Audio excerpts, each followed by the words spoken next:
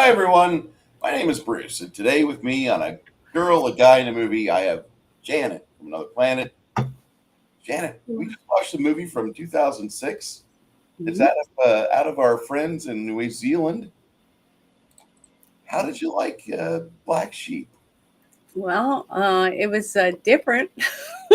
Oh, okay. It was different than any other movie I've ever seen. I guess you would call it a horror comedy.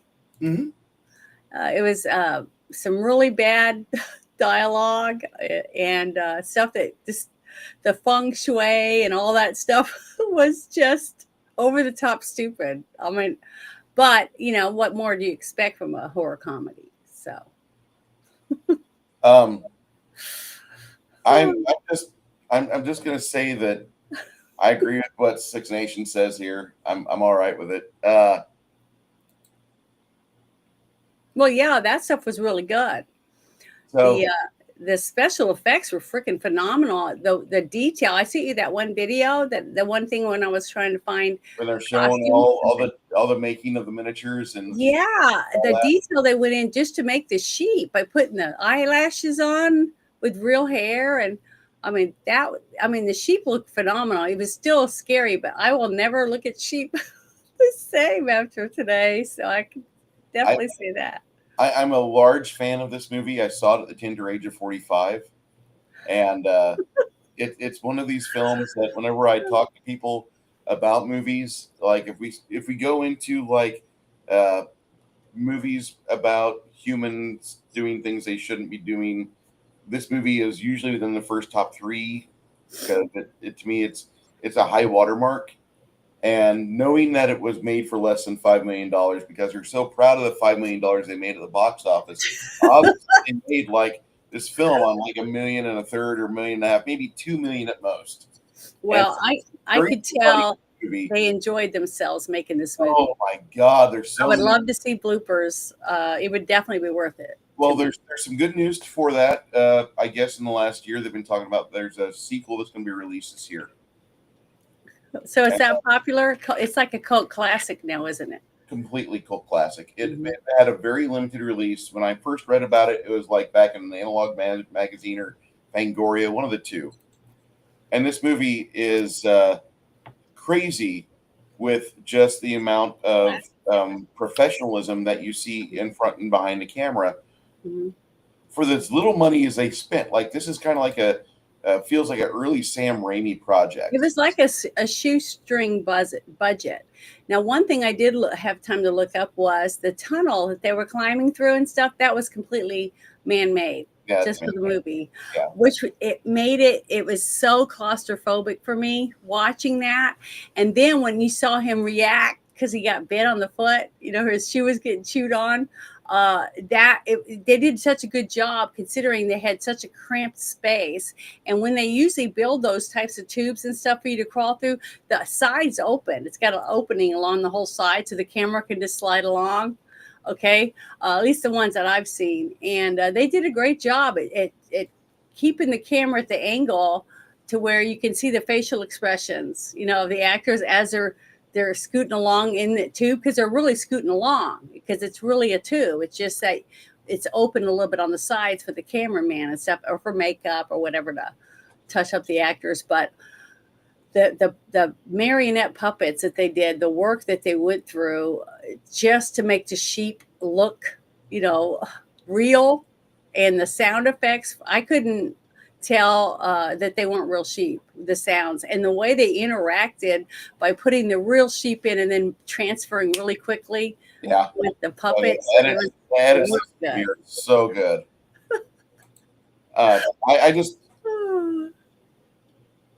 I'm just gonna say that if you're not familiar with the movie Black Sheep, then you need to. I'm going to put it in the chat for you. Yeah, you need to watch it. It was it definitely, but don't watch it with kids. Don't watch it with kids. Well, here's the part about this movie that I was wanting the most. I when I watch these movies with Janet, I have this dream in my head, this fantasy where Janet can shut the doors, gates come down, nobody fucks with her.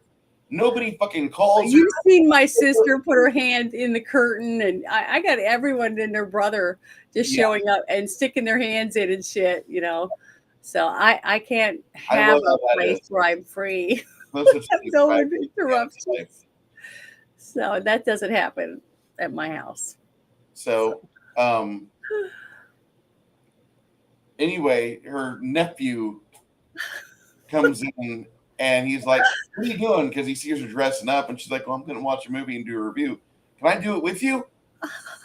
I'll let you watch the movie with me." But she has to show the trailer to his mom first, and the mom is like, "Yeah, that's fine, whatever." Kid's like 9, 8-year-old kid watching Black Sheep, which is like the greatest gore fest since Dead Again or Brain Dead, or no, Dead Alive. Well, before you go into I have to say this.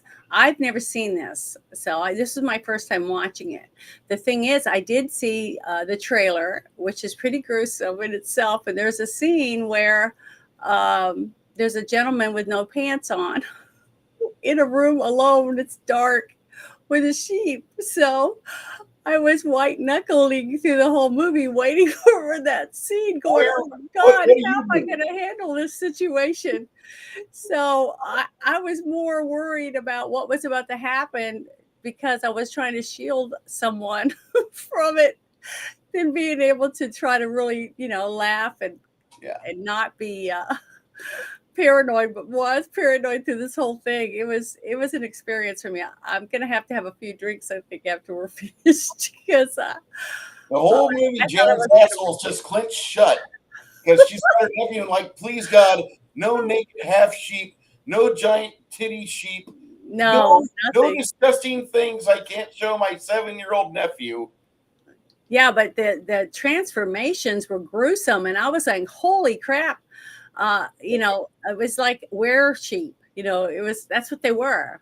A couple more were sheep, because once you were bitten by one of these scientifically altered, starts going downhill. Yeah, it was really gruesome, but the special effects were just top notch. Some of the scenes I even felt were as good as American Werewolf in London. The way that they transformed. A lot of it looks like Rick Baker, and I'm not going to say. I'll say Rob Bottin's non-howling work, because his howling is fine. Howling. The howling is fine until you say, "Well, that movie came out like a month before American Werewolf in London," and you're like, "Oh," because the howling has a great transformation scene, but then the American Werewolf in London comes out with the defining transformation scene for a werewolf from a human, and you're like, "Shit, nothing really can compare to that." And it's fine, it really is, but it's kind of sad because you're watching this, and this is like that level. It's almost as good as American Werewolf in London, and I recommend anybody that wants to watch a great film, get a hold of Black Sheep. I'm putting the link. What was the other one that was really famous? It was I think it was the most famous one I've ever heard of for horror comedy, the zombie one with the one British actor. Yes. Okay. Now, the script wasn't quite as good as Shaun of the Dead, but it was really close. But it was as good as that one on special effects for sure. And the backdrop. I mean, it looked like a real sheep farm. It looked like a real like you really were in New Zealand, you know what I mean? Like you were really there, and it was beautiful. I mean, the countryside, the fencing, the one actor that was the farm helper, the one who was trying to drag the sheep by his 2 front paws to get it over the fence. He acted like a real person who really handled sheep and stuff. So it was all very authentic, and I would have believed that that was possibly made, in wherever it was made. It seemed believable, except, the fact that he had a fear of sheep and why he did. But he had a mean, horrible brother. I felt sorry for him right off the bat. The actor that played the older brother was a total asshole. He was happy to see him turn into a gross were sheep, but it was horrible. Oh, sorry. Go ahead. You're good. What are you gonna do? Nah, you're good. I'm just adding, putting if you're in the chats on Rumble, I'm trying to find myself on Twitter real quick so I can just put this link in the chat. Well, a couple of scenes were really funny. It was the one where you see the brother and he goes into the laboratory, the older brother, the one who's funding all the weird scientific experiments and stuff. Now, she was a total bitch, and she did a really good job at being the bitch scientist or whatever. But her assistant, I really felt bad for him. But every time I saw him when he first come back on the camera, he reminded me of the actor that used to be Kermit the Frog's voice. Out of the corner of my eye when I'd see him, I can't remember the actor, but that's who popped in my head every time. It looks like him. It did. He looked like he could be his brother or something. But when she went out into the parking lot to go out to the vehicle to leave, and that guy was laying there being eaten by sheep, the guy that's supposedly been working with her all this time, she just kind of went, oh, like no big deal. It was. Tease him, and she asks, "Have you been eating meat? Is it organic at least?" Yeah, that one too. That was funny. But see, that's what was funny is the fact that they had the two animal activists, that were going to jump over the fence and go down there and cause havoc, for this scientist group that were supposed to be doing genetic experiments on animals. But we didn't know for sure whether, especially for me, because I hadn't seen it before. I didn't know what they were doing. What they were doing. But when they went in and snuck in and you saw that sheep, it really looked like a real sheep that was completely stripped of all its fur. It was cut open and gutted and just had that heart pumping in there with all the tubing stuck to it. Oh, that was so gruesome and disgusting, but it was very realistic. And my mother would have had nightmares if she'd seen that scene. So it was way over the top. They did a phenomenal job on that kind of stuff. And when he pulled his shoe off, the one guy that got bit in the truck while he was fighting that sheep, I laughed my butt off during that scene. It was funny how that was going on, but him getting bit through his rubbers. And his foot had changed into a goat foot, or a sheep foot. It was pretty disgusting too. But did you notice that all the people that transformed into were-sheep were all men? There wasn't they didn't have any women. Well, I think they did that for a specific reason. That reason being, like, the last thing you want to do is have a lycanthropic sex change or a lycanthropic shape-shifting moment, and the get furry. And you don't want to have somebody in the audience be like, the fucking director, the supervisor of special effects, the guy that supervised this bullshit is a furry. You don't want to have that. I don't want to have a female werewolf scene anything more than what I saw at the end of the Howling Part 1. And I thought, where she's delicately looking, like a soft and cat-like. You know what I mean? She looked pretty as a werewolf still. Yeah. And harmless, even though you'd probably be more afraid of her. But the one scene that I really went, oh my God, I'm going to die. I hope he doesn't talk about this later. I'm going to be so embarrassed. He's going to talk about this to other people in my family. The scene where he's naked, he's like, my babies, just standing there naked. And he's no longer a were sheep, remember? The older brother, and the one sheep takes revenge against him by biting on his wiener and pulling it. Oh, I was so embarrassed for that whole scene. Do you remember what I'm talking about? I do. And then the other brother had the sheepskin leather covers over him, and he's crawling on his hands and knees, and he's holding that trophy, the shearing trophy, and all of a sudden you hear a grunting sound and you see the sheep over him, and he's like, what's going on, my nephew? And I went, I don't know. I didn't know what to say, but that was tough. That was a really tough scene. So don't watch this with children. That's all I could say. I'm going to show this. I'm so embarrassed. But it was You've made it my fucking mission in 2 months when we do the Thanksgiving dinner, and oh my God. we're gonna watch this movie if I get my way, because it's Oh, just at your mom's dad's. at my cousin's house, and Oh my God. her Oh, and have just show this to everybody during Thanksgiving. There's all the gore, all the blood.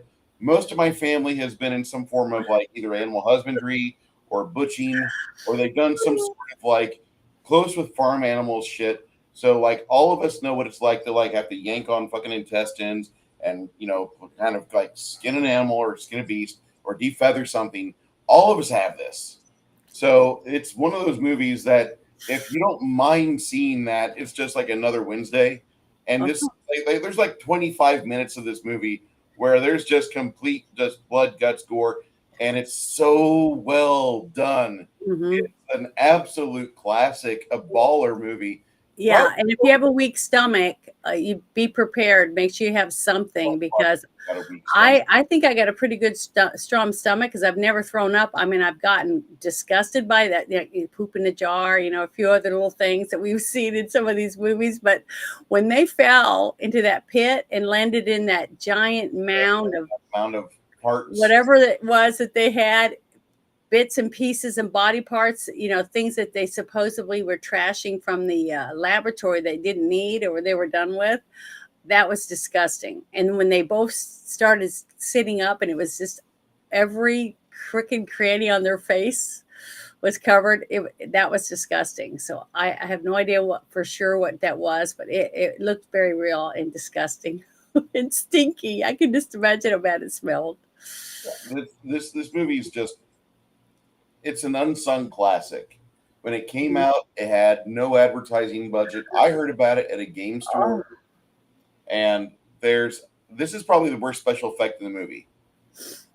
No, I thought that was pretty gruesome. It's just the fact that he threw it and it busted open and it was that far away from it. If they were going to have it on his back, if he fell on it and then he lifted up and you see the broken jar and it's empty and then you saw it on his back, that's what I would have done a little different with that one scene. But yeah, it was pretty gross. And I gotta say, like this Danielle Mason, never seen her in anything else. Never have watched her. In this movie, she makes a convincing turn. She really does. It reminded me. I thought she did a good job. Yeah, this actor him too. Sure, yeah, he's pretty fucking good. The start of the movie, completely scared of sheep. Had a traumatic event as a young boy. You get to see it. It's funny as hell because of his brother. Except to him, it's not funny, but everybody else is gonna laugh. And it sets up the entire film, and from there he does his arc as well. But I thought they did such a good job. This guy here, Jonathan King, Black Sheep, this is a director. And this was his first major film. The first major film he'd done, and 10, 20 years later, people still talk about this movie. Yeah, the scene okay, just thinking about his thought process as a director, looking up past the cottage, the house, over the roof area, and looking up at the hills, because there's lots of hills in some areas, and to see all those sheep coming up over the hill, knowing they're coming towards the property once they get down the dip and up again, that was very very well done, the way they did it to bring up the your heart starts pounding faster, knowing where you're going to go. There's nowhere to go. You're trapped, and you can't outrun sheep. You know what I mean? No. It was there she is. That's the glasses I wish I'd had. Candy Wright is her name. Yeah, she's a really good actress, and she sells her role pretty good in this movie. Yeah, she was a really good snotty bitch that wanted, all she was thinking was bottom dollar where she's going to get. MVP of the film for the character. I fucking love Grandma. I think she's great. Yeah, and that one scene where she's standing outside the vehicle and then two kiss, the kiss in the movie, and they're covered with blood and shit, and it was disgusting thinking about it. But he said, wow, they're kissing in front of their grandma or something like that. That was a little bit, that he realized what they were doing and how embarrassing that might be. But Yeah. that guy, he did a good job at being a total dickhead. I love his character. I like I said, this movie for me, He's obnoxious and an asshole. yeah, like what was the movie we watched last week? I'm trying to remember the name of it right this second. I can't remember. I'm sorry. Well, it wasn't Lady Hawk, was it? No, I thought it was the other one that was in between. Yeah, hold on. Let me look it up. I can't remember. It was. I got slower internet than you do, I'm sure. But it was good. Let's see. You're right, it was good, but I watch movies like that and I was like, yeah, that's pretty all right, you know. I watch movies like this and I'm thinking, man, I really love this movie. Yeah, you laughed out loud a lot. So Not you without my daughter, and I rated that an 80%. Yeah, not without my daughter. That's what it was. I'm going to drop that score just a wee bit to 75 because the more I think about it, I don't want to watch that movie again. Like, that's a good one watch, and I'm going to say it's a 3.5 star film. 70, 75 is good for me. Yeah. Last week's. Yeah, that was last week's film. Yeah, that was a hard watch. Yeah. That was really hard because there's so much in it that's still prevalent today. Mm-hmm. You know, nothing's changed. This one, you can't say anything like that because there's nothing in this movie that is prevalent to anything. I mean, no. I love the fact. Actually, hold up. Remember Lucy? I believe her name was Lucy. Yeah, she was a cloned. Yes. Sheep. Yes. Yes. The fucking clone sheep they shoved down our throats in fucking 1996 or 1998, whenever it was. Mm-hmm. And I remember EA Sports had one of the best advertisements for their sports games. They said, science is trying to clone sheep and blah, blah, blah. We're trying to make the AI to where Michael Jordan slam dunks your ass on some NBA game or something. And I remember they had that stupid sheep there in a basketball jersey. They had another one with a stupid sheep in the hockey outfit and the NFL outfit. They went the full gamut in some of the magazines. At the time, EA used to be an edgy company because video gamers were not in the mainstream, so we were cool to be punk rock, and we were fine with it. We but Lucy was something that they shoved down our throats in the late 90s, and they said, oh, we can clone sheep now, and then they shut the fuck up about it because now they're cloning like Dogman for fucking Michiganers or something. Well, remember, they did the dire wolves and a few other animals supposedly that they've cloned. So 4% direwolf genetics does not convince me. Yeah, I know, but you know what I'm saying. The thing is that it's the only thing in this movie that really resembles anything else is the fact that it's like a were sheep. Yeah. You know, they're biting something. Yes. Now, we've seen them work in laboratories and do all kinds of genetic testing, so that's not new either. But the fact that England doesn't really have predators besides fox, I mean, wolves. Do they have wolves? England's got a fuck ton of wolves. That's why I didn't know they had a lot of wolves. I thought they had like coyote type little dogs, but not really big predators. They don't have bear. They don't have anything like that.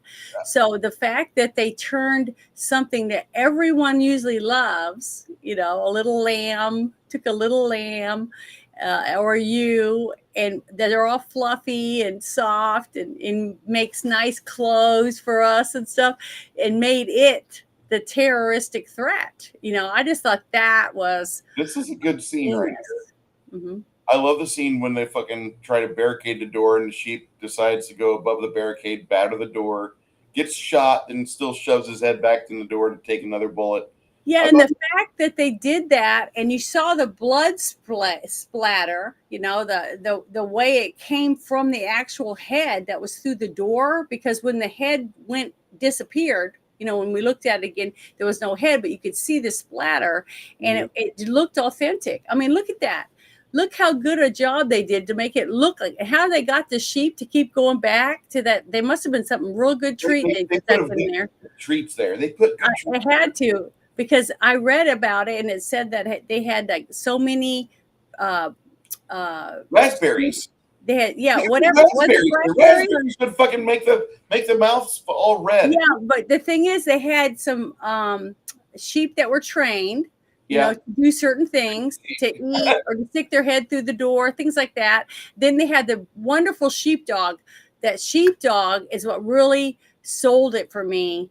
That because some of the way it acted around the sheep, the real ones. So I was like, it was authentic, and some of this stuff was real campy, like that scene right there that you're showing. Love it. But it was still great. But I started laughing my butt off when that mutant baby that guy stole was chewing his ear off.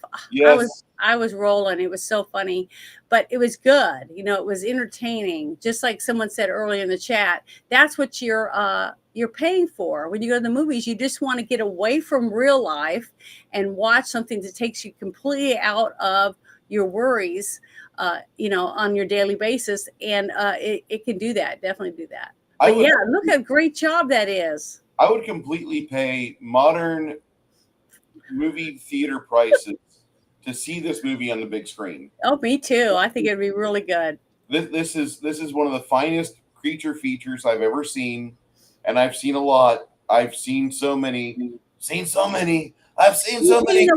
Have you ever petted a real sheep? Yeah. After I turned my back, he tried turning into a ram and tried knocking me over because he hit me in the knee and calf.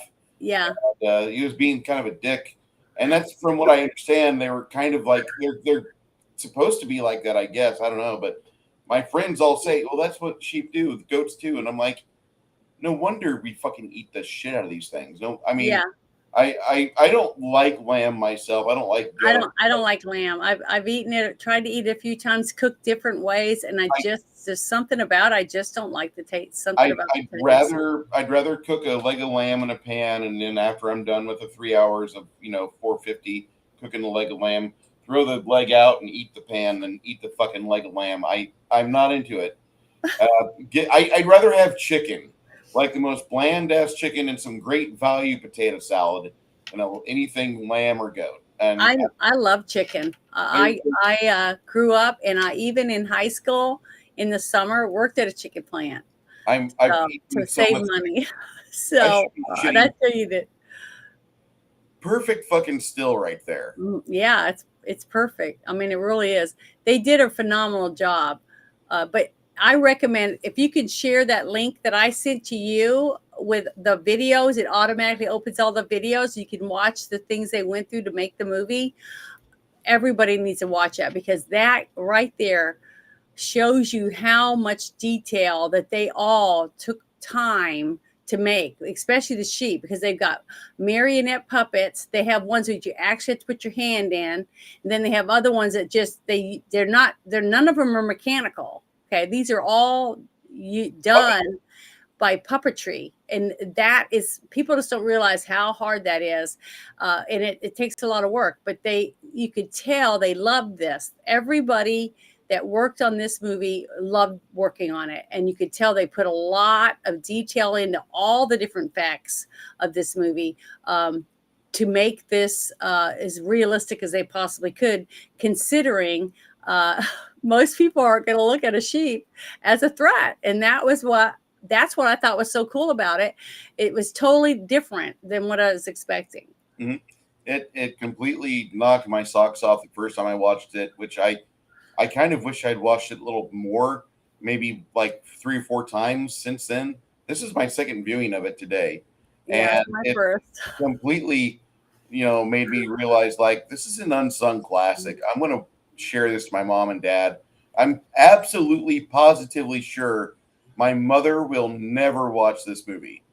Yeah, my mother, I would never recommend this to my mother. My mother would have thrown up after the very first scene with a little tiny nasty puppet that chewed on that guy's ear. She would have threw up or something. I think there's an 80% chance I could sell my dad on watching this film. And I think it would come out like a good sale, because this is one of the better films I've seen that do creature feature movies correct. And hey, Jackie Blue's here. And Six Nations puts up a very disturbing fact. when they filmed this movie, there was like only what 3 million people in New Zealand, and there's like 40 million sheep. Mm-hmm. And so when this movie's brought out, like when people are talking about, oh, that's funny, you're doing a creature feature on sheep, and then they discuss it for more than 5 minutes, and it comes around kind of like the serious side, like, that's a really disturbing thought if you decide to give us a bunch of fucking were sheep, and they have that discussion, which I thought was perfect. But Mm-hmm. if you've never seen a good creature feature, or if you have been a while since you've seen a good creature feature, please go see this movie. I put the link out there. Black Sheep 2006. It's free on Tubi right now. So if you're in America, Oh. you can watch it at no cost. There's other places. If you just do a Bing video search, you can find it, and it's well worth your time. We already know Six Nations and I are absolutely aligned on this. Hardwick, good man, very, very, very strong man. This is a very interesting. It was interesting to hear from his perspective just how much he loved and got the movie, because I don't ever see him as like being like he could watch good like classic schlock like this. But man, But you know what? This was 10 times better than that one movie I tell you that I hate. My worst hated movie. This was like hand over fist, hundreds of times better. Shadowhawk talk With entertainment purposes, you know what I mean? But it was good. I mean, you could tell that they worked really hard on it. Now, the thought process I would like to find out more about is the person who wrote the screenplay for it. I mean, where did the idea come from them to turn it into a were sheep? That's just very different. It's Jonathan King. So I'm wondering if John King was kind of one of those guys watching things back in the late 90s, and he's hearing all these people talk about how I hate saying highfalutin, but some people, whenever they have a breakthrough, or they have a new change of perspective, they get this rooted thought process like, oh, I'm better than you. And a lot of scientists do that. That's like the biggest community that will do that, because 1800s, the age of science is rolling around, Louis Pasteur stuff, penicillin, other small discoveries here and there. And then instead of calling these funny bones we excavate out of the ground dragon bones, so he's like, they're not dragon bones. Those are terrible lizard bones. But instead, we'll just call them dinosaurs, because it's Latin and it sounds smarter, right? Mm-hmm. And like the entire scientific community's kind of never looked back at it ever since then. They've always felt like, we've been the R&D, we know what we're talking about, blah blah blah blah. Wear a mask. Yeah. And they always have that separate mindset where they're better than the rest of the sheep of us. And I think that's kind of where John King got this. If I just put on my thinking cap and I just RP for a moment, that would be where I would have gone with this movie. That's where I would have came from to the finished product, which is this classic piece of cinema that everyone deserves to see. Children, oldsters, everybody, New Zealand sheep people. Well, has he made any other movies, the director of this movie? Well, Jonathan King has been involved in some things. And very many movies come from New Zealand or not? What a Workshop is in New Zealand. They're one of the primary people who help make this classic piece. And that's where Peter Jackson filmed the greatest film trilogy of all time. Yeah, that's Lord of the Rings, right? Of course. So because of look at the beautiful landscape that you can make your own by putting whatever you want to do in the movie. He's written some things before.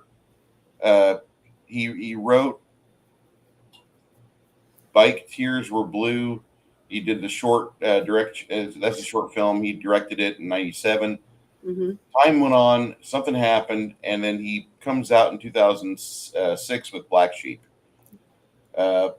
Writing, I'm not seeing. That was his first real project. In 07, he does And the the tattooist. people he got to do the special effects, were they all from New Zealand too? What a workshop! And that's That, from New Zealand, right? that's all New Zealand. Well, see, all of them were excellent. I would hire any of them to work on my horror movie. I I would, mean, I I would, thought they were I, so talented, I would, especially after I watched all those videos, because I was like, you gotta be kidding, when I saw them put the eyelashes, on the sheep, Yeah. and stuff. It was that good. And then once I saw that, and then I saw them blowing up some of the heads and stuff, I was like, oh, how heartbreaking would that be to go through all that work to create something, basically a work of art, and then see it explode. That would be really hard. I thought the gags in this movie, the sight gags, are pretty much still top tier humor material in 2025. I mean, you heard me laugh, and I have a nice microphone, but it does not mute. This does not mute. There's a movie he did called, or a video he did called Under the Mountain, and apparently it didn't get too good of press, but then he does Reality in 2014, and that's only a 5.6. What I'm really surprised about is that Black Sheep has a 5.8 rating on IMDb, like a 71-point rating on Tomatoes, and it's not really talked about until this last year when they started making noise about we're doing Black Sheep 2, and it's notated on his IMDb. Yeah, but a lot of people might think that Black Sheep 2 is based on the other movie, because every time I talked about it, they were all thinking it was that other movie, the comedy. It's currently in production. It's in pre-production right now, so I'm very happy that that's being at least started up. I hope they have the funding. I hope they can make this movie. It made me so happy watching this movie with you. I just wish we had our microphones on, because I would have laughed just hearing you all just laughing. That's why I didn't have my mic on, because I was like, I didn't realize your nephew was there next to you. Well, I wanted to text you, but I never got a chance, because I was too busy trying to make sure that if I had to, I could pick up the bowl of popcorn or move it, do something to block the screen. So I didn't get to focus, as much as I wanted to into like I normally do.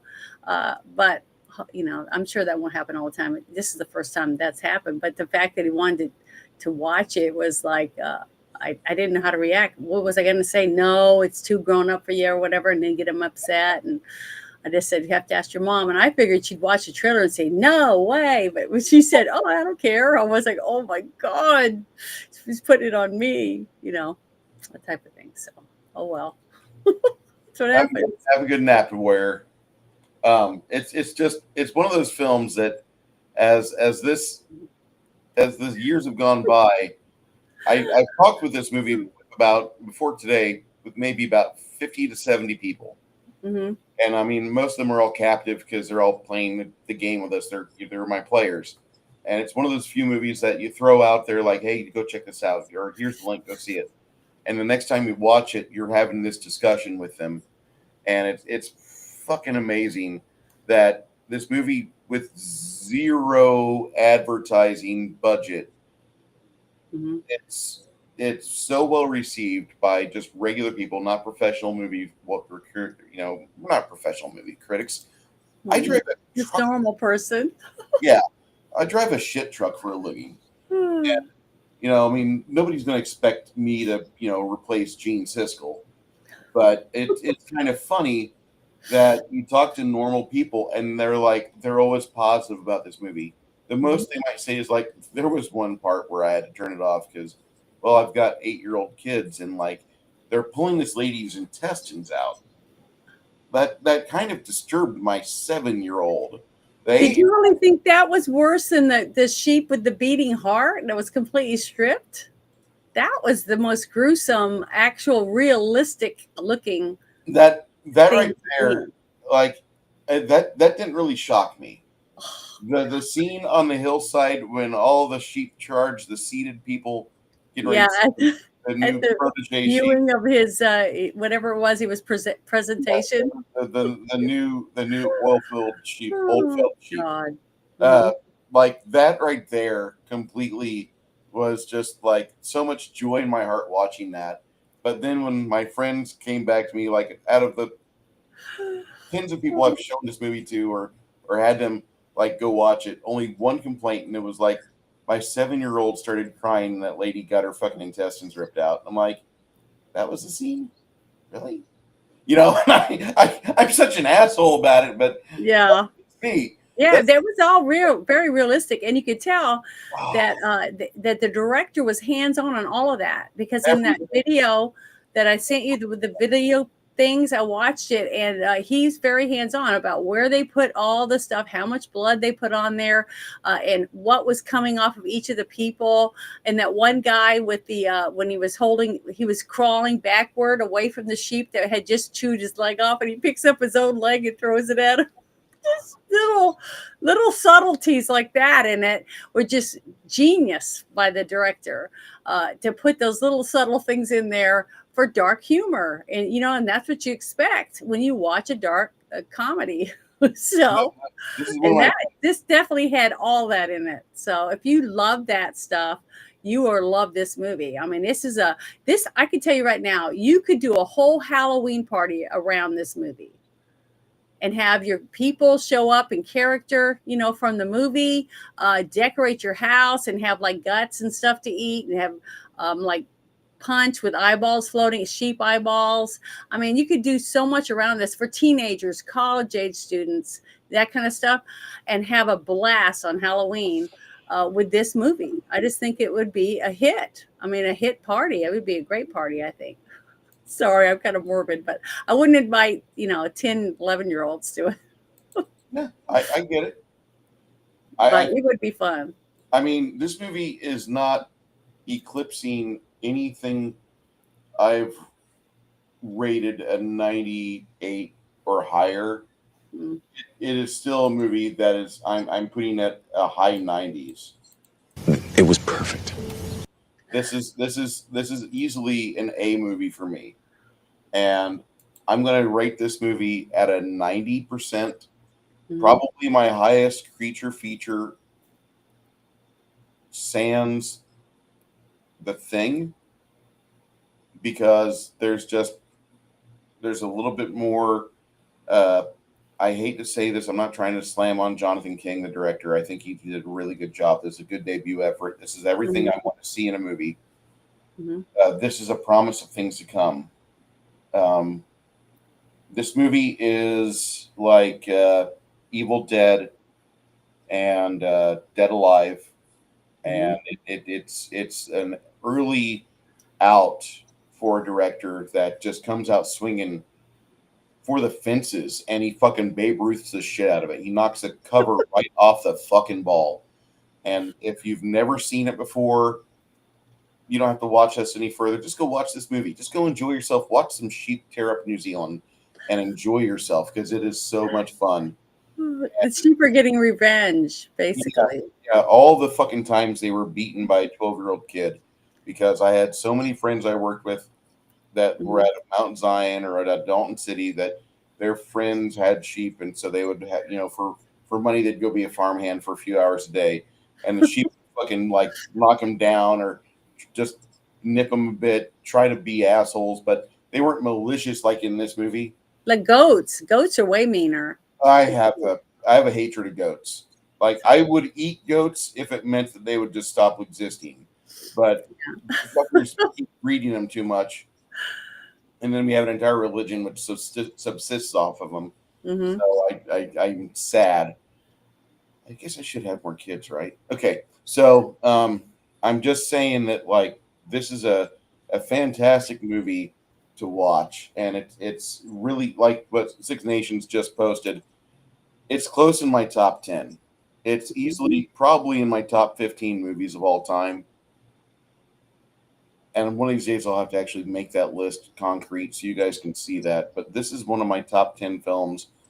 Knowing that Janet had never seen it, never heard of it, and then showing her the trailer, I'd set the I bar knew I was in trouble. low. That trailer sets the bar oh so low because it makes it look like it was made for $10, and they Yeah. It for like, definitely did. I was pleasantly surprised because after seeing the trailer, I was not expecting any kind of quality or anything. So when I did get to watch it, I actually got to really pay attention to the scenes, the backdrop. The it wasn't so much costumes because it looked like they were just regular clothes. Even today, right now, what I would think people would wear in the countryside and stuff. The vehicles, I mean, I don't really know that much about, but they were driving on the opposite side. That stuff. scene where they have the fight going on in the blue truck, and the guy Yeah, it was so escapes good. the cab of the truck, and he's like, "Who's driving?" And now it shows a sheep behind the wheel, and the sheep like, and Yeah. laughed my ass off. Yeah, it was good. They did a great job at making you laugh at inappropriate times too. Four full days for them to make that shot. That Mhm. 8 seconds on film, 4 days. You guys don't understand what it is to labor until you've done something of that nature. Like, so much work, so many people, so many man hours to make that look good. And then after that scene where that's in the cab with the sheep behind him, then they show the truck rolling down a hill and slam into the rocks. That's all one take, like maybe 20 minutes of prep. But the thing is, I get a little bit different perspective because I have been on a set and I have been back, where the stand-ins and stuff get to be with the director and the assistant director and the camera people, and they're waiting around, or the makeup people ready to run over and touch people up, and see the little camera area that the director sees. Because when you're a bystander, you're seeing everything around it. So you're not focused on what is going to be in the movie, right? So the director and his assistant and a few others that are in there, maybe some producers or whatever that are paying, they want to see, they get to sit behind the director and look and see what they're filming, what's actually on film. So what will happen is sometimes you'll have the director have the guy pan around, so he's looking and he'll say, okay, right there, zoom in a little, go up or down, things like that, to change it up a little bit. So the scene that we're seeing when the guy's in the truck fighting the sheep, so you got to remember, it's not, the director is not right there because it's actually moving through the field. Yeah. Then you have the director in his tent, with his little thing, and it's all done with, I'm actually willing microphones and stuff. I'm actually willing to bet that the director was there in the back of the truck with the camera, because he just seems like he's so involved in making sure that this shit comes out right on film. He knows he doesn't have all the money in the world, so I'm willing to bet he's all Sam Raimi right there. Well, it costs a lot of money to mount a seat on the front of the truck to where the director can see it from there and stuff like that. So the cheaper the movie, the less likely the director is involved in the vehicle itself, that type of thing. But the couple of the scenes, the truck was probably on the back of a truck, a big flatbed, and then they drive alongside of it while they're filming. Like when they were in the back, the girl and the guy, and he's trying to get the chainsaw started. Now, some of those, it probably wasn't even moving really, but the scene where you see him get it started and he almost falls out and the chainsaw hits the ground, then that's got to be edited together. So that's what a good job an editor could do. See how well he edited that? It looked flawless. He had a flawless scene. It looked like it was an all-in-one take, even though it's impossible because you got zoomed in, backed out, and then you have the inside the truck and him screaming out the window, and all those things all clipped in. It was phenomenal. So I would definitely give it at least, I'd say probably an 87 out of 100 is what I'm going to probably give it. And just little subtle things here and there. I'd have to really sit, and I wish I had time to take notes and everything, because I like to do that, or I pick certain things that I just didn't, I don't know, I just didn't like. But most everything about it was all, kudos to the director and the editing.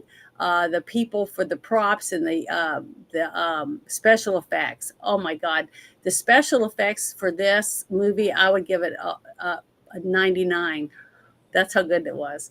They did a phenomenal job. I can't disagree with you on that. This movie has very few blemishes on it. It's just mainly the budget is what drags it out of that top tier like legendary status that John Carpenter's got with me. Yeah. John Carpenter, Joe Dante, which is funny because Red Letter Media just put out their rankings of Joe Dante films, which is funny because the two guys at the top two for each of them had put Gremlins 1 and 2 in various positions. Yeah. Gremlins 2 being a superior film, and if you don't know that, go watch it again. But I think those movies I just listed there, Gremlins 1, Gremlins 2, The Thing, Big Trouble in Little China, that's for me the top tier of movie perfection. And I know that sounds so weird, but I think those are really good. That's just my perspective. I was raised on practical effects, Godzilla films, funny 1950s sci-fi. 60s, I don't remember really good sci-fi in the 60s. I really don't. The 50s was the banger fucking decade for it. And we got it back after Star Wars. Thank God for George Lucas. And then all of us had, we had Kenner toys as kids. We had play sets as kids. We had an imagination. You're given Dungeons and Dragons and these wonderful, wonderful fucking miniatures that keep being printed out at an alarming rate every day.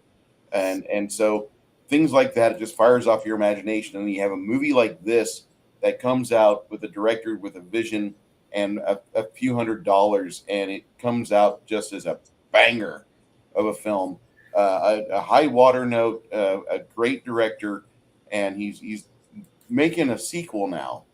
It's in pre-production. They're going to work. And this is what I wanted to say about that real quick. What I hope and pray is that he uses practical illusions and things like that for the movie and doesn't use all CGI. I didn't see any CGI in this No, movie. I know. That's what I'm saying. But making a sequel to it, I don't know. I hope they don't ruin it with that, because to me, I still love it. I hope that, if you look back and you look at the movie The Thing and you look at American Werewolf in London and some of the other movies like that, Fright Night, that was all done with practical, whatever they could come up with and how they could make it look realistic, by pushing his hand in there to push the face coming out, all those different things.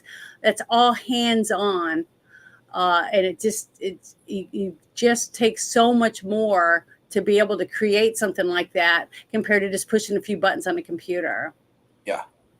And that's what I'm worried about. And if people will buy tickets and show their appreciation for a movie that's made like movies used to be made, right? With real practical effects, where someone really had to think about it. Like if you think about the whole thing with Star Trek and in the second generation, where Geordi was wearing an actual hair comb, the clamp, and they sprayed it and they put it on with magnets on the side of his face. You just don't see that kind of stuff. You know what I mean? Using their imagination to come up with something like you do for our games. That's one thing that you do, is that you dig around through all the stuff that you've done and worked on to set an image for us, for it to unfold and help us bring out more of our character while we're playing, because we're not a video game. It's in our imagination, and all we're doing is getting little tidbits to add to it so we can add our part of our imagination to whatever it is you're trying to unfold for us.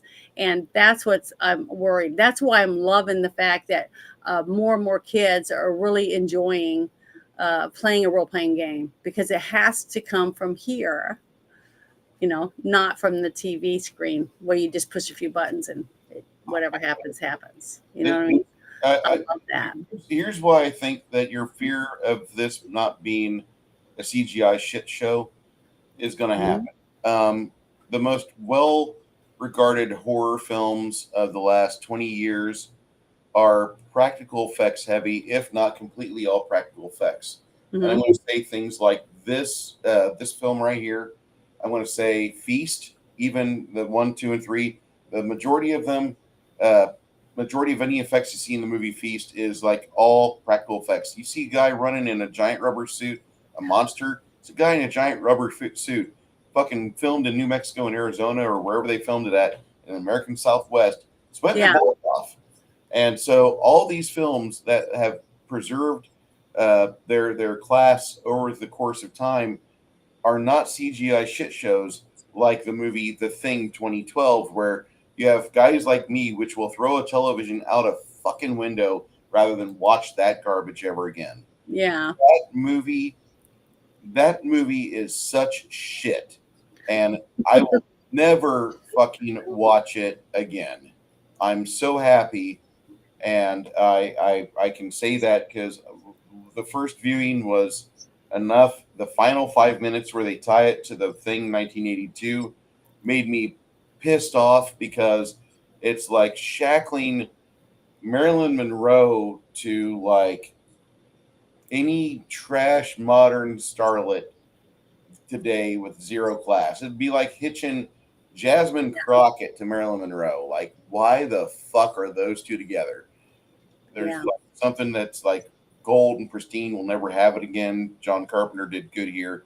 Then you have the prequel, which is just this pile of dung, fucking material that I could have done a better job of filming with these miniatures and just some fucking steady cams and John Dykstra's 1977 equipment. Mm-hmm. I swear to Lord, I swear upon my blood that movie is probably one of the worst commitments ever put on film. And I feel so sorry for the guys that worked on the special effects for it because they had made wonderful practical effects. But shortly before the movie is originally released, the fucking production house comes in and is like, yeah, we're not going to do this. We're going to make all the special effects CGI. You guys, you did shit. Get out. And so they were heartbroken, and they went and they made a movie called Harbinger Down, which is a homage to Alien and The Thing because it's an isolation movie with a monster in it. And the only time they use the CGI is to take out the wires with the practical effects. So that was the only point where they used CG, the computer graphics was just to get rid of that little line you have. That's it. But Harbinger Down's a fine movie. Lance Henriksen was in it. I think the movie was kickstarted for like 300,000 or maybe 3 million, but it was a good movie. But that's another film that is much more well regarded than pieces of shit like The Thing 2010 or whatever. Whenever that was released, like I can't shit on that movie enough. I couldn't go to a hot dog eating contest and load up on garbage to just shit on that film. And I would try because I have tried. I can deride people for like it's the same thing like when you find out one of your friend's sisters has turned into a Muslim and you're like, what the fuck is wrong with you? You know? It's of disbelief, like, but you're into women's lib and you're into like, you know, being free and happy and all this. What made you like go and shackle yourself and like look like an American trash bag shuffling around the streets of New York? I don't know.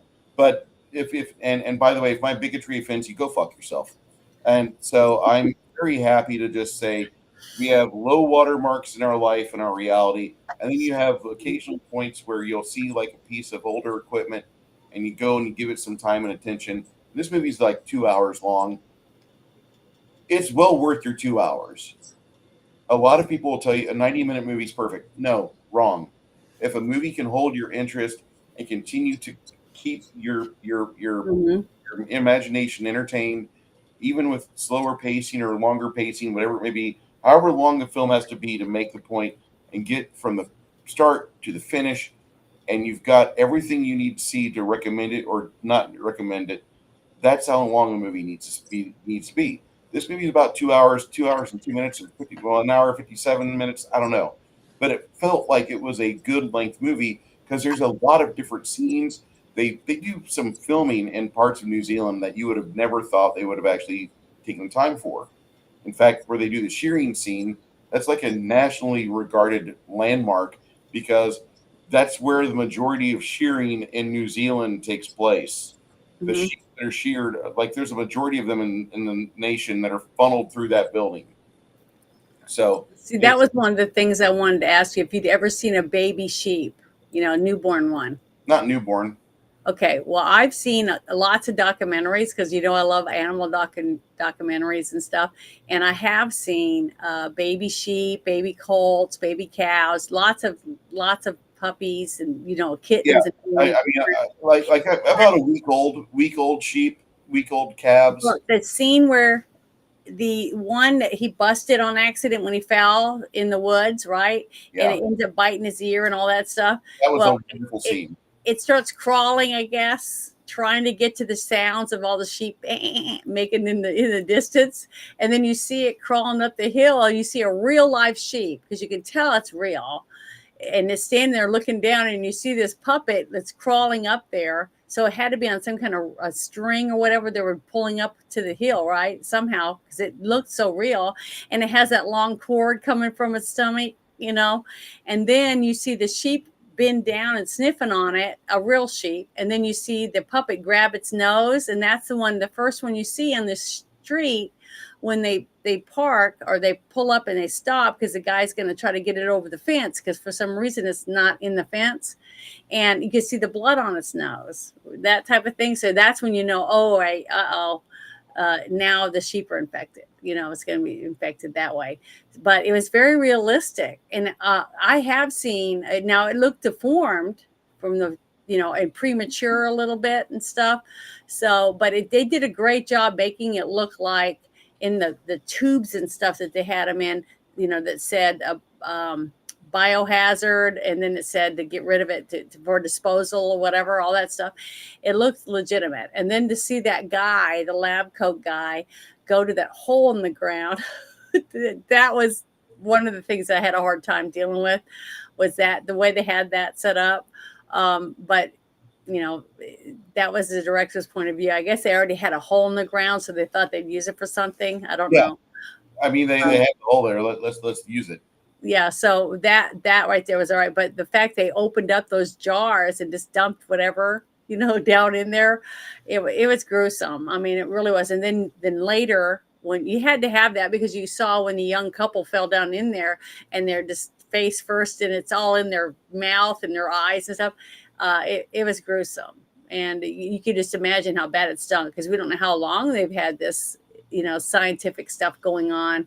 Apparently from the two people that were there to cause problems, it'd been there for a couple of years at least, because it'd been 15 years between when the boy was terrified in the barn by his older brother with the crucified sheep. And I remember telling my nephew, he didn't really hurt that sheep when he had that axe. So I felt like I was trying to like keep everything in a little package or whatever. But yeah, it was, they did a great job. They really, really did, to make it as realistic as possible, knowing that there's no such thing as a sheep that eat meat or whatever. But it was good. It was really good. If you like horror, which I love, and I love sci-fi, and comedies aren't my favorite. So sometimes some comedy just kind of very dry for me, and I don't like dry humor really. And British comedy is very dry, so it's very few British movies that I really like. But this one was had a lot of tasteless, you know, derogatory humor in it. But overall, derogatory humor, it's New Zealander humor. Whatever it was. This movie is okay. And it's not like this is okay. This was not filmed in your county. This was not filmed in a Louisiana parish. Okay, no. This movie was filmed somewhere else where there's a different culture almost altogether. Yeah, see, that's what I was worried about. A lot of people, if you haven't watched, like Shaun of the Dead and other British leaning movies with the I think driving on the other side of the road and things like that, you might not get a lot of it. But see, my mom loved what was the name of that show? Some comedian guy, and he did stupid shit on it. Benny Hill or something like that. My mom loved that. My grandma loved it. So I saw a lot of, the slapping the bald head and just the doofus stuff they did. And then you had the other guy. There's two or three, funny comedians that had that British accent and stuff. So, honestly, though, the accents didn't bother me at all from the people. It didn't take me away from the characters at all. Did they for you? I thought it was just a movie where I was the Outlander and I was watching a snippet of New Zealand life, and I didn't give a shit about the accents and the humor. Yeah, I actually made humor it was fast. In fact, I think this movie over has the a top. higher standard on humor than Shaun of the Dead, because Shaun of the Dead is a very dry humor. It's very good. Yeah. Don't get me wrong. This But was better for me. I enjoyed this more This movie, than I did Shaun of the Dead. I've only seen Shaun of the Dead 2 times, and I'm going to watch this movie more than I'll watch Shaun of the Dead. I guarantee it. In fact, like I said, I'm going to watch this movie on Thanksgiving with my cousin and her kids. And more importantly, when I go home or I get my parents to finally come down to Texas again, we're going to watch this movie as family, because my father would find this movie hilarious. I think he would be like, "That movie's rough. It's gross." I'm like, "Dad, come on. We have so many farmer friends. If you had your farmer friends here watching this movie, they wouldn't be upset at all. They'd just be finding it hilarious." And they're like, "Yeah, I've kind of done that for you." How good did this movie do over there? Okay, they were proud of hitting $5 million. No, I know, but I mean, in New Zealand, how well did it do in New Zealand itself? Okay, so reading from Wikipedia, it premiered at the 31st Toronto Film Festival on September 10th, 2006 as part of the Midnight Madness series, and was theatrically released in New Zealand on March 29th, 2007. Black Sheep was released on DVD and Blu-ray on October 9th, 2007 by Icon Home Entertainment. In Spain, Manga Films released it on August 15th, 2007 in a double session Grindhouse lookalike after Severance, which is not as good. Warner Home Video via Manga Films and the successor Virtus 360 released the film on DVD November 20th, 2007, and in Blu-ray March 2014. There's new Blu-ray release going to happen this year, I believe, because we're putting out the sequel.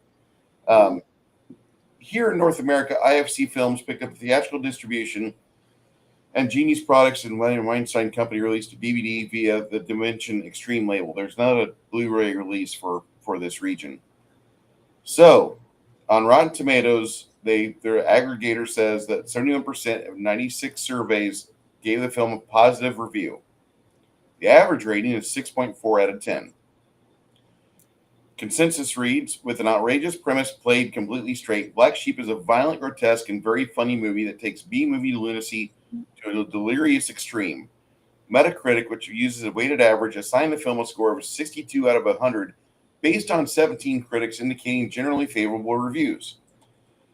The positive review from the Houston Chronicle, Bruce Westbrook, stated the film combines many influences with fresh ideas. Nigel Floyd of Out of Time London rated the film 4 out of 5 stars and called it a treat for horror comedy fans. Philip French, writing for The Guardian, called it a lively affair and full of what might be called sheer terror. Andrew Pulver of The Guardian was less impressed. He rated the film 2 out of 5 and wrote that Shaun of the Dead had set the bar high for comedy horrors. Writing for the Zombie Movie Encyclopedia Volume 2, academic Peter Dindal described it as an excellent offering that has zombie sheep every bit as violent and contagious as the infected in 28 Days Later and other contemporary zombie fare. This movie was fairly well received, and then it just kind of went silent for a little bit because nobody was talking about it other than like maybe those 10, maybe those 5 people. After that, it became a hit on home rentals and on DVD sales. I understand why. I completely, Jackie Blue. This is correct. You have to watch this one. And Janet, you were talking. You said Benny Hinn is maybe a comedian. He is a comedian if you take most religious figureheads as a joke. Oh, I couldn't remember what their name was. The last pope the Catholics had, he was a good comedian because he said nothing that was in the Bible. And I mean, it was just like everything he was been written is the script writers that did what was that the shitty movie on NBC, not Passion of the Christ. Anyway, the one written by demons, and that was the same shit that the Pope was talking about. That guy's a joke. I'm glad he's gone, but Benny Hill is the funny fucker. Yeah, Benny We Hill. all He had a little guy that would hang out with him. It was bald, and he would slap him on the head all the time. So my mom just loved it. My mom and my grandma would watch that show, the reruns and all, whatever. They just thought it was funny as heck. the And there only was another one, something in My Boys, or the name it was called My Boys, and it was a man dressed as a woman, dressed as as the mother of these grown sons or something, and it was a British TV series or whatever. I think it was called My Boys, and it was funny. My mom loved that show, so my mom liked British humor, so she watched a lot of British comedy at least. And the other guy, that real stupid detective guy, he's got black hair and wore glasses. What? Oh, one more thing. That guy, Columbo. No, not Columbo. He was a British guy. Oh, I have And no idea. he has big black glasses, and I can't remember what his name is, but I remember my mom liking him, thinking it was funny. So I don't know. I can't remember his name. Maybe someone in the chat might remember, but he has black hair. He's kind of tall, and he's like a cop or inspector or something. So I don't remember, but my mom liked him. But yeah, this was a very well done movie. I mean, I thought it was very well done. You could tell that the people working on it, like I always said, you can always tell because all the way down to the person doing the editing cared about this movie. Yeah. They put love and care into it, and you can definitely tell, even though it's a horror. But yeah, it was good. It was very well done, and I'm interested now into finding where do you go from there? Because at the end, remember the dog? He goes, ah, it didn't bark. Remember? So I thought that was interesting. So we'll see what happens. But you saw that, right? The ending. Oh yeah. And that's a beautiful sheepdog they had. Cattle dogs like that are just fun. They just look like they're a lot of fun. They typically, if you bring them inside, they try to herd the family within one room. I don't know if you've noticed that before, but it's kind of how that works. But whoever they got to be the animal trainers, because I'm sure they had multiple ones, because they had dogs and sheep, and they had different groups of sheep. So I don't know if the trainers for all the sheep were the same person or not, but they did really good at picking whoever they got to make the sheep seem authentic, which I thought they did really good, considering. And then they push in, they had the real sheep there, and all of a sudden, the next thing you know, it's eating somebody, and they do it really good. The transition's really good about having the puppet step in.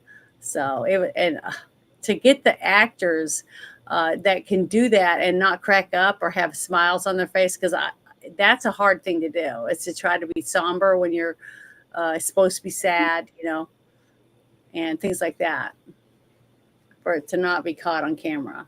And the continuity was really good, because I didn't see a lot of things that was not supposed to be there, I'll put it that way. Maybe it was because it was so chaotic already, like at the end when you see all the sheep all crammed into that one stall area, and you see his arm up, bloody arm, reaching out, just little things like that. So they did a really good job, and I couldn't really see that many continuity mistakes or anything like that. So that I didn't take off from any of that stuff from my score. Yeah, it was good. If you like comedy horror, you will love this movie, I think. I would agree with that.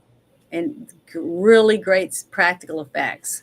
You can tell they really put everything into it. That's where I would say most of the money went into. A couple of the sets, and for the the practical effects for the gore.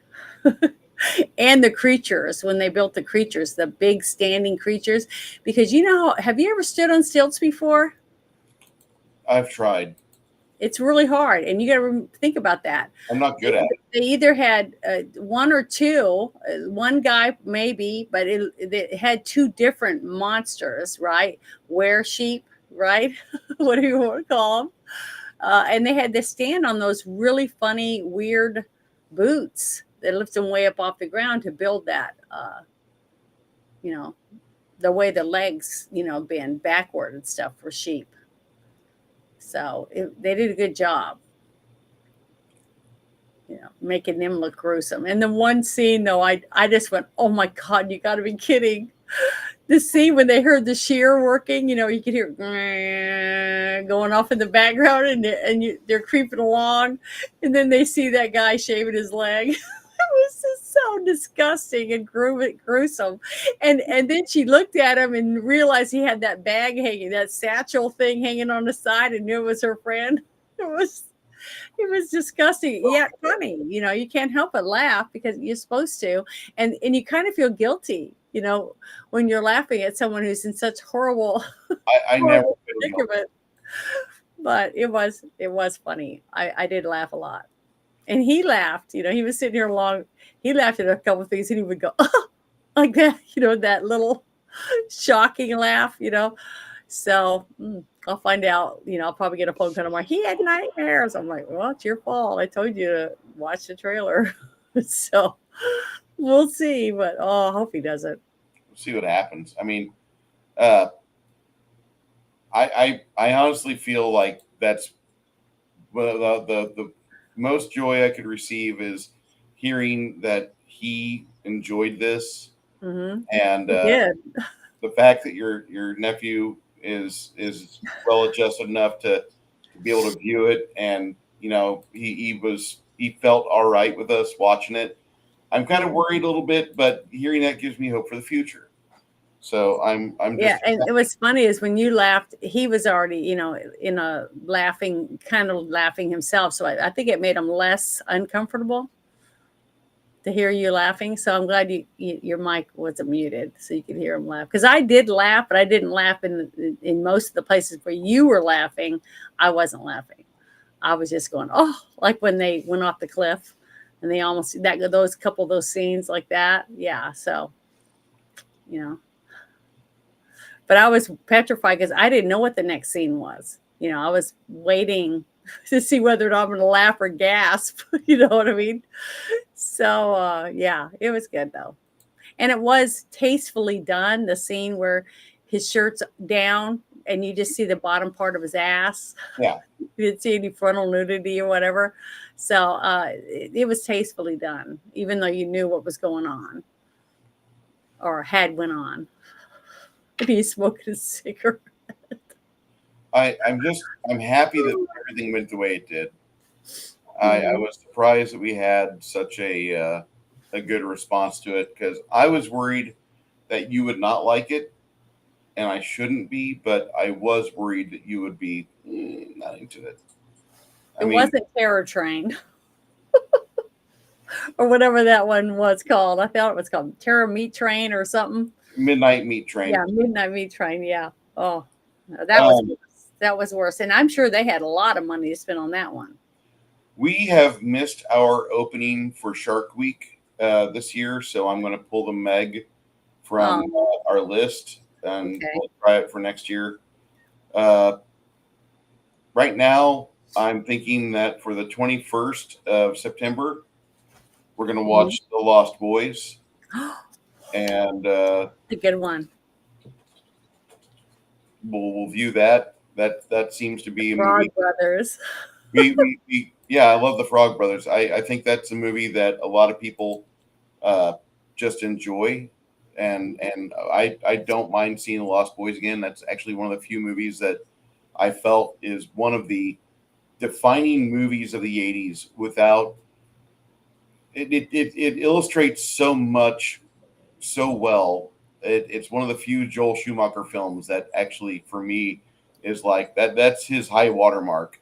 So if we ever discuss another Joel Schumacher film, in the back of my head, or actually in the back of your head, just imagine me saying, "It's not The Lost Boys." It's kind of like whenever you watch. What other movies did he make? Schumacher. Batman and Robin. Mm-hmm. But that was a totally different genre. To me, you can't compare it when it has nothing to do with each other. You can only compare a horror movie to another horror movie. And only if the genre is the same, if they're both about vampires or they're both about werewolves or they're both about, you see what I mean? I feel I'm going to break some hearts here. Joel Schumacher is the same tier of director as J.J. Abrams. I don't He have, had a couple of good movies. JJ did. So and that's it. And the rest of it fills a resume and it pays a mortgage, but it's painful to watch in half of its entirety. For those of you that want to watch all of them, God have mercy upon your soul. So I really do enjoy the thought of us doing Lost Boys. I was going to do that in October, but I was looking for movies and I was seeing that certain torrents were pulled down. I'm like, I'll just grab a hold of Lost Boys. I know where I can pull that, and I know we got people eager to talk about it. I can't wait for October to start because I want the weather to get cool. I'm tired of 97 degrees. is it going to be a nice October, you think, for you? No, it's going to be 85 to 95. It's going to be usual, sweaty. Just carry wipes on your person. We'll swipe your pulse every 4 hours. Go home, shower again. Because it hits 93 here today. I mean, it's hot and humid where I'm at. Yeah, that's our average this week, if not lower than our average. It's like, you walk out, your arms are sticking to you and stuff because it's just so nasty. It's like taking a shower and putting your clothes on without drying. That's what I try to explain to people who live in places that's no humidity. If you don't want to watch The Lost Boys next week, we can watch Terrifier. I'd never heard of that one. I love Lost Boys. I can watch it. Because right now, Terrifier is on Tubi, and that's Terrifier. What's that one about? I don't know if I've seen that one. The clown. I know for a fact you've seen the clown because I've shared the Terrifier GIF. I think I've seen the clown because other people have shared it, but I'm saying I've seen the movie. I'd have to see it. I think it's a movie that I don't think I have seen. I think I've seen snippets of it from friends or whatever, but I don't think I've seen the actual movie. Yeah, because he's more like a serial killer. Yeah. Character. Yeah. So yeah, he's not. Yeah, this I haven't seen it. Yeah, we could watch that. That's something that's been told that we could get into, and I'd be kind of okay with that. But I heard Fire 2 is better. I haven't seen any of them. There's the third one that came out, and my friends keep telling me the third one is not superior to the second. I want to start next week with going into suspense and terror and horror movies, and I think that we could go with that, and that would be fine. Fuck. What happened? Shit. Okay. Well, instead of terror, tell you what.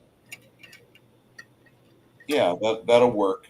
Well, I'll find a horror movie to replace the 12th of October, but we'll watch the Lost Boys next week. Fanboys, I will relocate. Well, didn't I send you a couple horror movies? Which one? Do you remember? Let me pull my list up really quick. Clear your list up. Just give me 1 second. I got my notepad. Because Meet Joe Black is on the 5th, and I don't know if you want to watch that for October, but I figured. Well, I thought we were going to do all scary stuff. Isn't Meet Joe Black a suspense and thriller film, or no?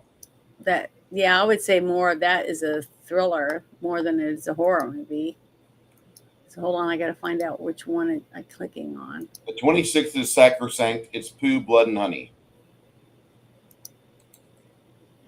Oh, I haven't seen that one yet. Neither have I. Don't worry. Sorry, I got a lot of notes, so just give me a second. Up here it is. You do have. I know what I want to put on the 12th. It's American Werewolf in London. Oh, okay. Yeah, I was gonna say I know I've seen quite a few horror movies that I like a lot. Yeah. We'll watch the Lost Boys next week. Dracula was also one. The one with That's in the new one, or the one with Keanu Reeves and Gary Oldman? Yeah, Gary Oldman one. That one. That one's really good. could put I that mean, on. I actually had nightmares. I thought Gary Oldman was so freaking good at scaring the shit out of you. Yeah, The scene where he's drinking her blood in the garden when he's got her to leave her room and come down to him in the garden of the of her mansion, yeah. and he's drinking her blood. And oh God, that's just so demonic scene. It just gave me nightmares. It was so scary. To see that unfold in front of you like that. And a lot of people I know that watched it said the same thing, that they felt that it was so, like seeing his shadow before you see him, things like that, just eeriness of it, the way the director was able to portray that character. Oh, just frightful. All Hallows Eve. It was an anthology film, much like the Creep Show movies. Yeah, that would be good. It's got 3 different movies in it, right? I don't know about All Hallows Eve. I'd want to watch Creep Show again. The first one. Yeah, Creep Show's good. The first one was great. I think I put that on the list too.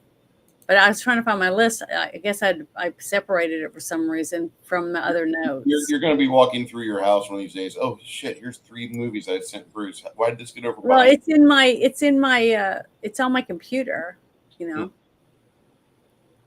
So. Yeah, the first one was 82. Yeah, here they are. Because I've got like Team America Will Police on here. That's later this year. That's actually one of my December films. And The Postman Always Rings Twice. But that's not a scary one. That's just 2 of the movies I'm looking at right now in here, going down this list. I have Signs on here, but to me, that's Sixth Sense is more of a horror movie than Signs. But I love Sixth Sense. I think Sixth Sense is a good one too. I'm going down my list right now.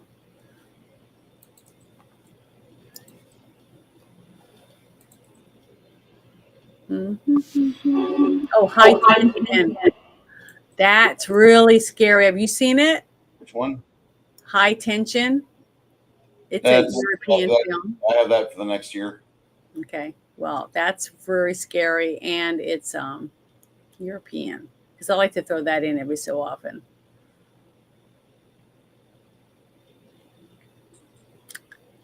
Yeah, I got a lot of stuff on here.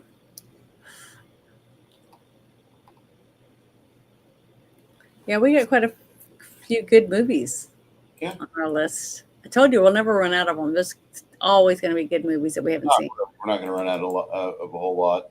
I just found the Creep Show, so we'll put that on. Okay. And I would rather watch older movies that I know for a fact I'm going to enjoy. I don't want to watch 90 minutes of a movie where I just bitch for the next 2 hours. Yeah. Well, the newer stuff I didn't think we'd do anyways, because we've got so much older stuff that are phenomenal that a lot of people may have never seen or heard of unless we talk about it, I do have a gift for you in November. Uh-oh. Which one? I have a 2 for the 2nd and 9th of November. Operation Swordfish. You mean, is it the one with Hugh Jackman? And John Travolta and Halle Berry. Yeah. And then the week after that is another Hugh Jackman film called Deception.